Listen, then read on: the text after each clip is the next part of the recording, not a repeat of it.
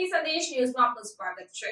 ગુજરાત એટીએસના સુરતના પલસાણામાં દરોડા, જેમાં કરોડો રૂપિયાનું કેફી પદાર્થ બનાવવાનું રો મટીરીયલ ઝડપી પડાયું। મળતી માહિતી મુજબ કારેલી ખાતે પતરાના શેડમાં ફેક્ટરી ચાલતી હતી અને રહેણાંક વિસ્તારની વચ્ચે ચાલતું હતું સમગ્ર રેકેટ। ત્યારે બાતમીના આધારે દરોડા પાડી રેકેટ ઝડપી પાડવામાં આવ્યું।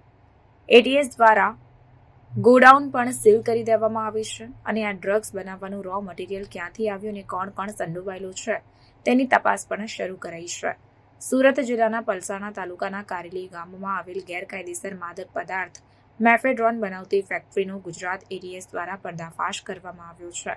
ગુજરાત એટીએસના નાયબ પોલીસ અધિકારી SL ચૌધરીએ બાતમીદારથી મળેલ બાતમીથી સુરત જિલ્લાના પલસાણા તાલુકાના કારેલી ગામમાં આવેલ દર્શન ઇન્ડસ્ટ્રીયલ એસ્ટેટમાં આવેલ પતરાના શેડ નંબર 12-13માં વિજય ગજેરા તથા સુનિલ યાદવ અને હરીશ કોરાટ નામના માણસો ગેરકાયદેસર માદક પદાર્થ મેફેડ્રોન બનાવીને મુંબઈના સલીમ સૈયદ નામના માણસને વેચાણ આપે છે।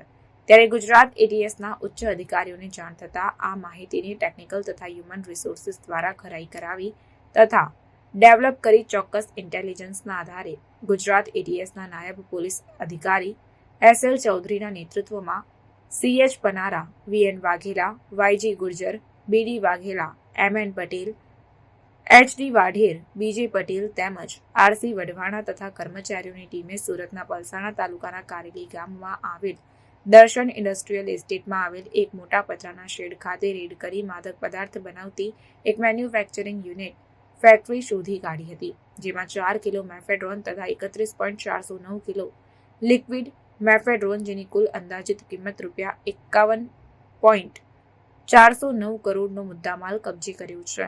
આ રેડ દરમિયાન સુનિલ રાજ નારાયણ યાદવ, વિજયભાઈ જેઠાભાઈ જેવા ઈસમોની પૂછપરછ દરમિયાન અસાઇનમેન્ટ 4 કિલો હોવાનું બનાવીને મુંબઈમાં મોકલેલ હોય તેવી માહિતી પણ જણાવવામાં આવી।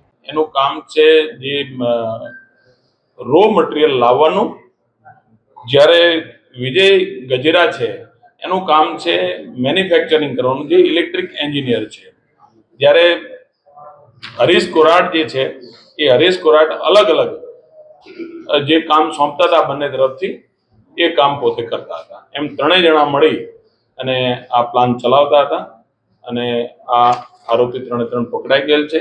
કુલ 51 કરોડ રૂપિયાનું ગુજરાત એટીએસ તરફથી 51 કરોડ। અત્યાર સુધી સાહેબ બહાર કોઈ સપ્લાય કરી એકાદ મહિનામાં કેટલું સપ્લાય કર્યું? 4 કિલો જેટલું એક સલીમ સૈયદ નામના મુંબઈના એક આરોપી છે એને હાર્ડ ફોર્મમાં મોકલ્યો છે। એના માટે પણ ટીમ રવાના કરવામાં આવેલ છે અને ઝડપથી સફળતા મળશે। કેટલા સમયથી આ ચાલતી હતી? આ જગ્યા કોની છે? કોના નામે આ ફેક્ટરી ઊભી કરાઈ હતી? કયા લાયસન્સ આધારે એને મેળવ્યું હતું અને શું બનાવતા હતા એ કઈ રીતે સામે આવ્યું? કોઈ લાયસન્સ એની પાસે છે નહીં। એક જૂનો શેડ હતો, એ એને 20,000 રૂપિયામાં દર મહિનાના ભાડે રાખવામાં આવેલ હતો અને એ ભાડે કોણે આપેલ છે એની માલિકી છે એની એટીએસ તરફથી તપાસ કરવામાં આવેલી છે। છેલ્લા 1.5 મહિનાથી એને ભાડે રાખી હતો। સર, આ સૌથી પહેલો વિચાર કોને આવ્યો બનાવવાનો? માસ્ટરમાઇન્ડ આમાં કોણ છે? કોણ શોધાયેલું? એ પૂછપરછ હજી ચાલુ છે। પ્રાથમિક પૂછપરછમાં જે હકીકત છે એ આપણે આપવામાં આવે છે। 1.5 મહિનાથી ચાલતું તો સ્થાનિક તંત્રના ધ્યાને ન આવ્યું, સીધું એટીએસ ના ધ્યાને કેમ આવ્યું? ઇન્ફોર્મેશન કોઈ પણ સામાન્ય પોલીસને બી મળી શકે છે, કોઈ એજન્સીને બી મળી શકે છે। એ ઇન્ફોર્મરને વધુ કોણ વિશ્વાસુ લાગે છે એના ઉપર આધાર છે।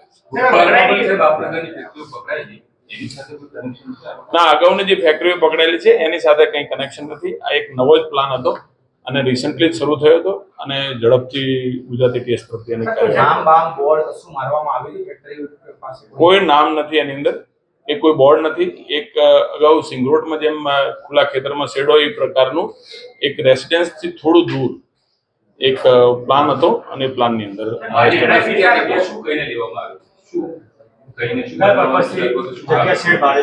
કોઈ પણ માણસ ભાડે આપે છે તો પોતે ભાડામાં શું કરશે એ કોઈને કહેતા નથી, પરંતુ કેમિકલ પ્રોડક્શનનું કંઈ કયું હશે એવો અમારો અંદાજ છે।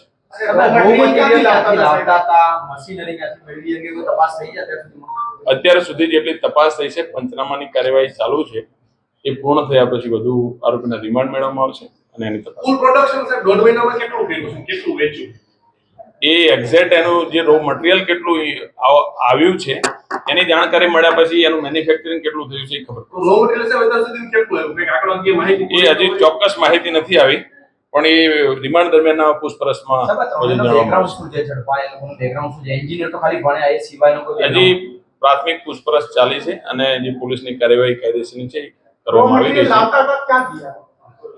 એ જ્યારે તપાસમાં નીકળશે ત્યારે આપને જણાવવામાં ત્રણે ગુજરાતના છે અને એક વાપીમાં રહે છે, એક સુરતમાં રહે છે અને ત્રીજો આરોપી જુનાગઢ છે. ક્રિમિનલ હિસ્ટ્રી અત્યારે ચકાસવામાં આવી રહી છે, જે કંઈ અત્યારે છે આપને જણાવવામાં. રહેણાંક વિસ્તારથી નજીક છે, થોડી રહેણાંક વિસ્તારથી નજીક છે, ગામ છે અને ગામડાની બાજુમાં છે. હિન્દી સર હિન્દી એટીએસના પોલીસ અધિકારીઓને બાતમી એક્યુરેટ મળેલ છે કે સુરત રૂરલમાં એક મેફેડોન બનાવતી ફેક્ટરી ચાલતી હોવાના બાતમી આધારે જે બાતમી સિનિયર અધિકારીને આપવામાં આવેલી, ત્યારબાદ એક ટીમનું ગઠન કરવામાં આવેલું, જેમાં PI VN Vaghela, PI CH Panara, PSI BD Vaghela, Ravi Vadhvana, PSI MN Patel, YG Gurjar એમ 5 સબ ઇન્સ્પેક્ટર અને 2 પોલીસ ઇન્સ્પેક્ટરની ટીમ તૈયાર કરવામાં આવેલી અને જે જગ્યાની ઇન્ફોર્મેશન હતી એ જગ્યા ઉપર રેડ કરવામાં આવતા 31 લીટર જેટલું લિક્વિડ એમડી અને 4 કિલો જેટલું હાર્ડ ફોર્મમાં એમડી સીઝ કરવામાં આવ્યું છે અને જેની કિંમત 51 કરોડ રૂપિયા જેટલી થાય છે, જેમાં કુલ 2 આરોપીને એરેસ્ટ કરવામાં આવ્યા છે અને એક વધુ આરોપીને ડિટેન કરેલ છે. આ જે હકીકત છે એની અંદર જે પકડાયેલ આરોપી છે સુનિલ રાજનારાયણ યાદવ અને વિજય ગજેરા, ડિટેન કરેલ જે આરોપી છે એ હરીશ કોરાટ છે. એમ કુલ 3 આરોપી પોલીસ કસ્ટડીમાં છે. આ છેલ્લા એકાદ મહિનાથી ફેક્ટરી ત્યાં ચાલતી હતી.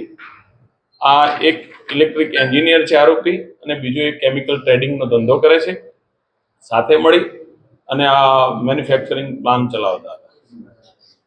જે હકીકત આધારે એટીએસ તરફથી રેડ કરવામાં આવી છે અને કાયદેસરની કાર્યવાહી કરવામાં આવી છે. આજે એઓને કોર્ટમાં રજૂ કરવામાં આવશે. કયા આરોપીનો શું રોલ, શું જવાબદારીઓ